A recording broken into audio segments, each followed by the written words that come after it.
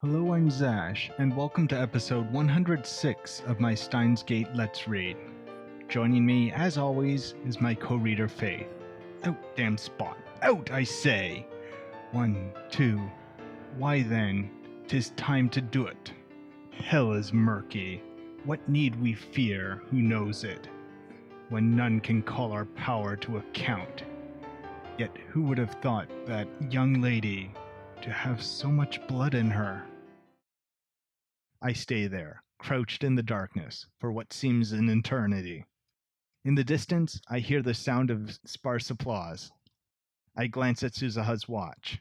It's 12:26. I guess the presentation is over. I peek out from behind the boxes, and just then...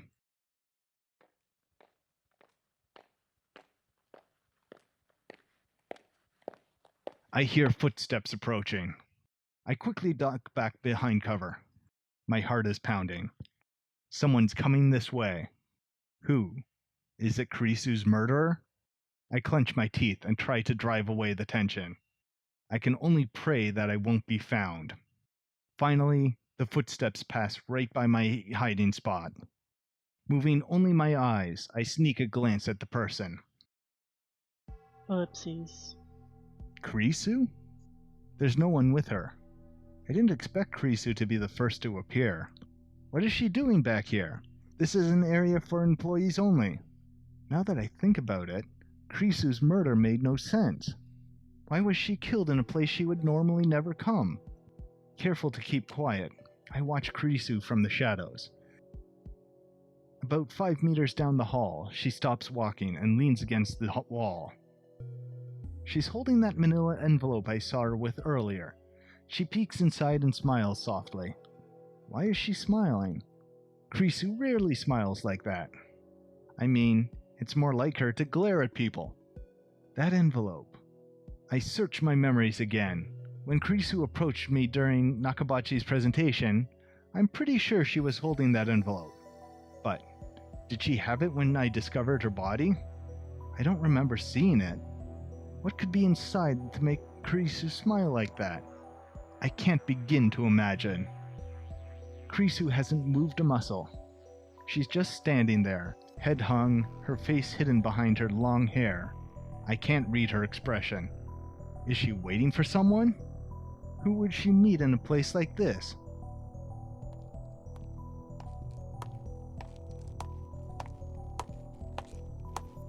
That's when I hear another set of footsteps approaching. I can't see who it is from where I'm hiding, but given the timing, it has to be the person who killed Kurisu. And as proof, Kurisu raises her head, and upon recognizing the newcomer, lifts her back off the wall. Her expression softens slightly. The footsteps come even closer. Who is it? I wanted to talk. Kurisu suddenly starts speaking. The footsteps pass right by my hiding spot. I'm so tense, I can't move a muscle. The newcomer finally appears in my narrow field of vision. And it's... Ellipses. Ellipses? Dr. Nakabachi. I slap a hand over my mouth to keep from shouting in astonishment. Kurisu and Dr. Nakabachi know each other? Oh, one more thing. Watch out for Dr. Nakabachi. Something else occurs to me. Why would Kurisu, an accomplished scientist, attend the presentation of a man like Nakabachi? No. He's just a 2-bit inventor. Only 15 people came to hear him speak. And that's including trolls like me. There wasn't even any press coverage. What are you talking about? No, I just had a thought and I'm waiting to see if it's true because... You don't want to say it first and seem like a genius? Yeah, just go with that. Well, come on. An older man, time travel science, inventor in his spare time. You're thinking it's Okabe? No, I'm thinking it might be her dad. Oh. Besides, Kurisu hates time travel science. That much was obvious from her lecture at ATF. Yeah, but that was after this. Or no, this didn't happen. Yeah, this didn't happen in that world line. Yeah. That's the second world line. Yeah. In that case, it's obvious why she's here. She didn't come to see his presentation. Look at his eyes. She came to see him. They're the same color. Yeah, they are. I think that's her dad. But why? What could be the connection? Wait. It can't be. Ellipses. Are you listening, Papa? Oh. You called it. Oh, God. Wow. It's all coming together. Oh, no. Papa. He's her father? Her estranged father who she told me she hadn't seen in 7 years? In that world line. Kurisu did say that her father was a physicist, and Nakabachi certainly is a physicist, though the scientific community at large has rejected his research. But wait, does this mean that Nakabachi kills his own daughter? Or was it something else? Someone who has yet to appear? There's no way to know. If I could be sure that Nakabachi was the killer, then I would intervene right now. But I'm not. I'd better keep watching, see what happens. What is that?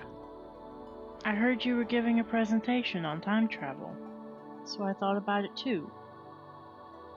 Could it be possible to make a time machine? Kurisu wrote a paper on time travel? But when she spoke at ATF, she rejected the very idea of time travel. Although, come to think of it, she was awfully interested in the phone wave. Damn, I forgot how much of a tsundere she was. I'd like your opinion, Papa. We can polish it together, then submit it to the scientific community. I don't know if they'll listen, but just in case, I do have acquaintances at Science magazine.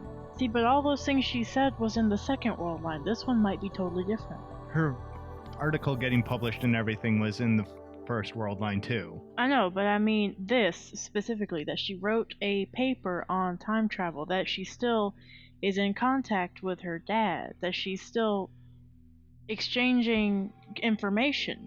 Well, she might have just come here because she knew her dad was going to be at this thing and then just ambushed him type of thing. I know, but for a first meeting in however many years, this is really doesn't have that tinge to it you'd expect. I don't know, we'd have to see, but we don't know what her relationship with her dad was like in this world line, because everything we heard about it was from a different one where apparently she didn't die.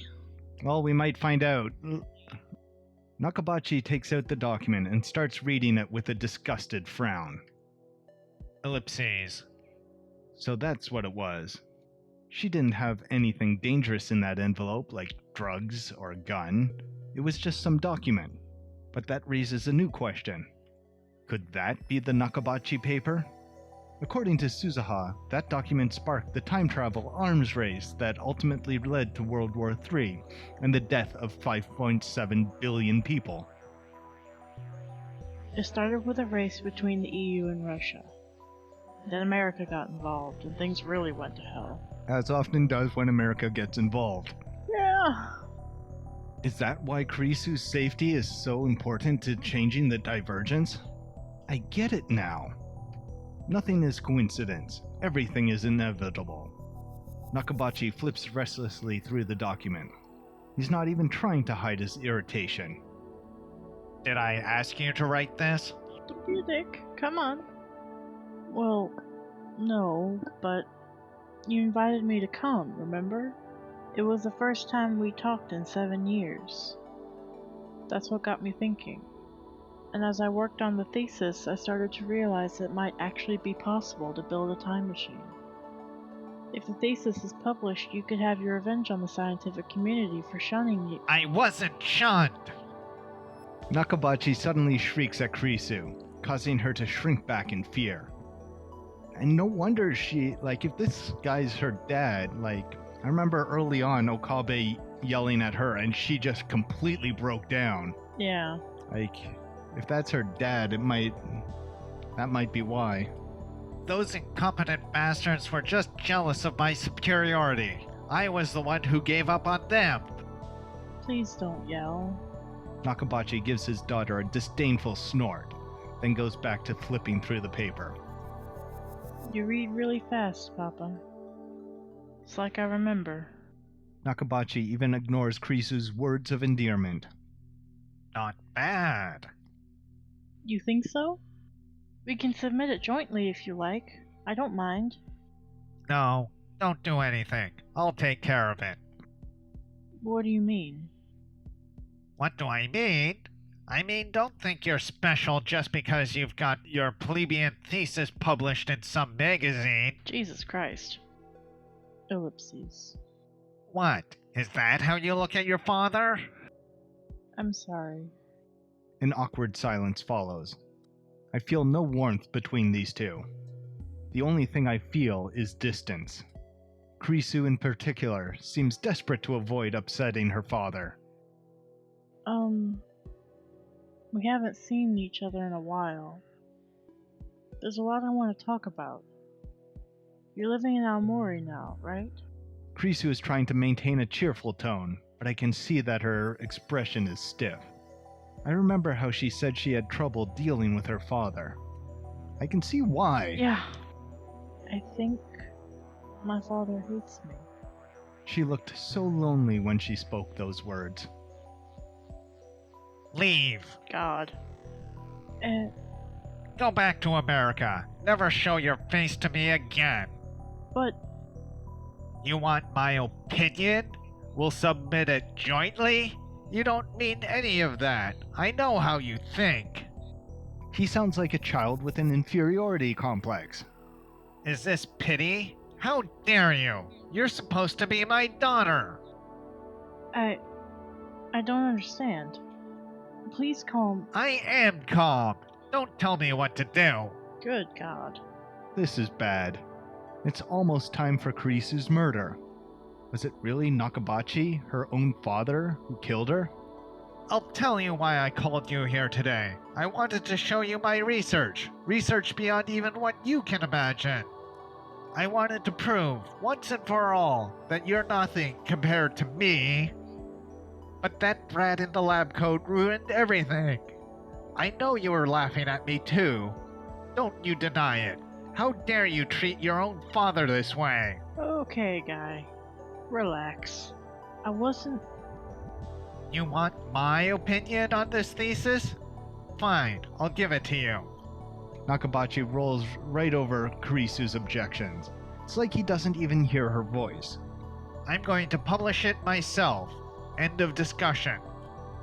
Oopsies. You're stealing it, Papa? What did you say?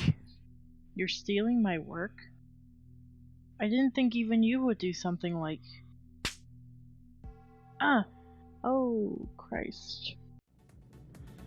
I think I feel... Could that be? Yes, it is. Everyone hold on to something. It's a douche-quake!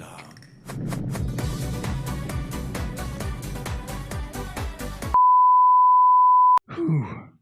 We haven't had a douche-quake like that since, well, ever, really. I think everything's okay around here. So, we can continue.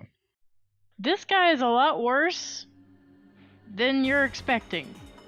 I was not expecting this. Yeah. I knew he was a bit of a douche, but this is different.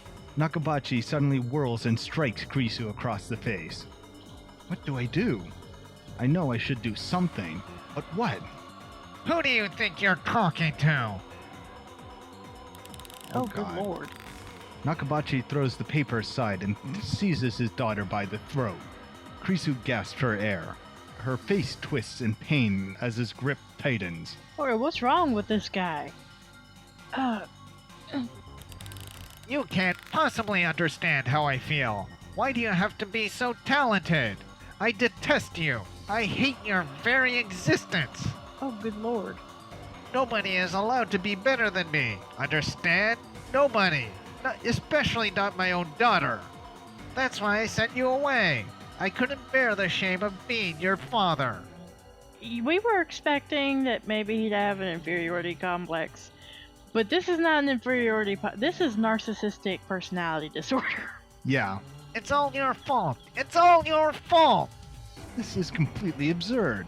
He's blaming her for his own failures? I've seen enough. He's the killer, for sure. I wouldn't say that. I burst from my hiding spot. Stop! Ellipses?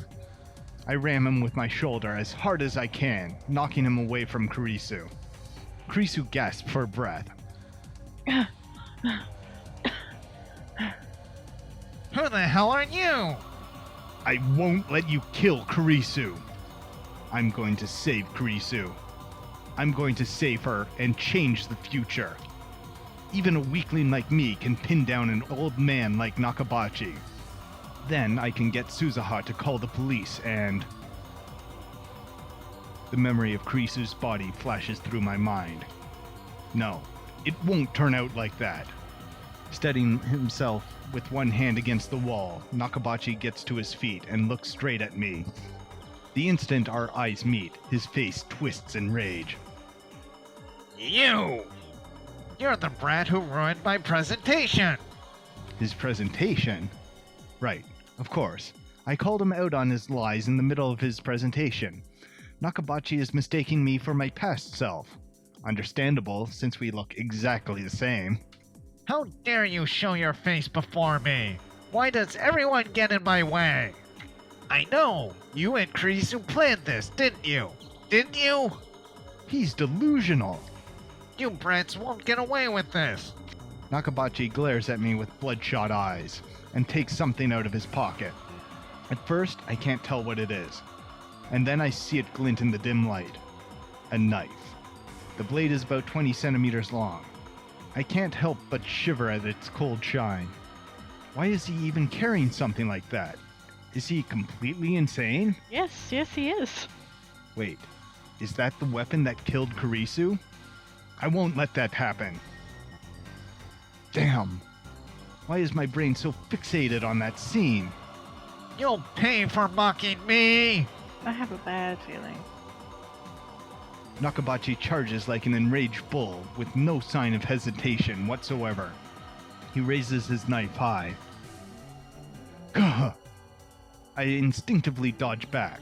The knife misses me by a hair. He gathers himself for another strike. The sight of his face, twisted in madness and rage, fills me with terror. I want to scream. He's going to kill me! No, don't be afraid. I can't die here. The past is already decided. But wait, if the past is already decided, then doesn't that mean I can't save Kurisu? I shake off that thought. Just think about saving her. Apologize! Gah! Swallowing my fear, I force myself to stop running away. Instead, I lunge forward. I knock Nakabachi's hand aside. The knife falls from his grip and clatters to the floor. I leap on it and pick it up. That was easier than I expected. Throw it away. Stop it, Papa. Don't tell me what to do! I look up in surprise. Nakabachi has taken a screwdriver from a toolbox in the passage. Oh my god. Kurisu is walking towards him, pleading with him to stop. She's completely defenseless. No, Kurisu, stay away from him. You're the one in danger, not me. Just when I thought I'd disarmed him, he finds something else. Even a screwdriver can kill with enough force behind it. You didn't know what kind of wounds? Oh no. Run, Kurisu! Kurisu glances at me, but she doesn't move. Why won't she run away? This is crazy, Papa. Please stop. What do you know? What do you know? Nakabachi has completely lost his mind. Nothing she can say will reach him. If only you'd never been born! Nakabachi turns to Kurisu, brandishing the screwdriver. But Kurisu still doesn't run away. G- Blood spurts from the arm Kurisu used to guard her face. She's going to die. I have to do something. I grip the knife firmly in my hands. Kurisu won't die if I kill Nakabachi first. That image again. Stop getting in my way. I won't be tied to the past. I need to do this. To change the future. To save Kurisu. Nakabachi! Oh no. As Nakabachi raises his arm for another blow, I thrust my knife at his unprotected back. No! Yep. Through the knife, my hand feels resistance. The sensation of tearing through flesh, scraping bone. It's surprisingly tough, but at the same time, I feel the flesh pulsating. It shifts in time with my victim's breath. Yeah, I had a thought. Yeah, I saw her jump in front. No, I kind of figured that because this is fated anyway, he played a part in her murder somehow. Yeah, I stabbed. Ugh. I stabbed. Why? I can't believe my eyes. What happened? I tried to stab Nakabachi. The blade should have pierced his back. And yet, at the last minute, Kurisu forced herself between us, as if to protect Nakabachi. Why? Strength drains from Kurisu's body. She slumps against me, her head on my shoulder. Ha! Ha ha ha ha ha! A fitting end to you fools! Ha ha ha ha ha ha ha ha! Major douche. Ooh. Laughing maniacally, Nakabachi picks up the dropped thesis and runs to the elevator at the far end of the hall. I can't chase him. I know what's going to happen if I don't stop him, but I can't take a single step. And more trauma! Yep. Is this the joke? Is this the punchline? I wanted to know who killed Kurisu. And now? I'm sorry. Kurisu speaks. Her voice is barely a whisper. I feel something wet on my hands. Wet and warm. Kurisu's blood, gushing from her wound. It's warm, but not hot. And yet, it feels like it's burning my hands. I try to pull the knife out. Bad idea. No, leave it in. If I can stop the bleeding, then maybe she'll be okay. That's why you leave the knife in. But my hands won't move. It's like they were turned to stone. My arms, my fingers. No matter how hard I try, they won't move an inch. Kurisu's breathing quickly grows labored. She's suffering. I didn't mean for this to happen. This isn't what I wanted. Why won't my hands move? I want to pull out that knife. I want to ease her pain. Why won't my body obey me? Because it knows it's a bad idea? It's as if someone else is in control. Kurisu's body convulses against mine. The pain must be unbearable. Is there nothing I can do to help her? I want to cry. Why? The only thing I can do is ask. Because he's still my father. I just wanted him to accept me. I studied so hard, hoping he would praise me. Now I finally understand. Papa didn't want to accept me. I'm such an idiot. Why did I save him, I wonder? I'm sorry for getting you involved. Oh, it hurts. Am I going to die? I don't want to die. I don't want it to end like this. Her voice is fading fast. Don't die. Please don't die on me. But my prayers are in vain. Help me. Help. Her body suddenly grows heavy. I can no longer hear the sound of her breathing. And yet, the blood from her wound is still warm. I killed her. I killed her. The one who killed Kurisu was me.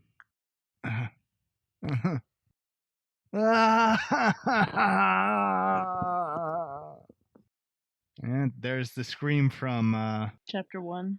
yeah. As I scream, another me looks down from above. As he hears the sound of my despair, The last piece of the puzzle clicks into place.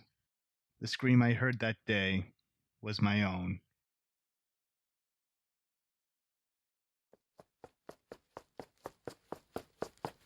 Uncle Ocarin, Someone pulls on my arm. come on, get up. I feel hands slip under my shoulders and drag me away. The knife in my hands pulls free of Kurisu's chest. A fresh torrent of blood follows it.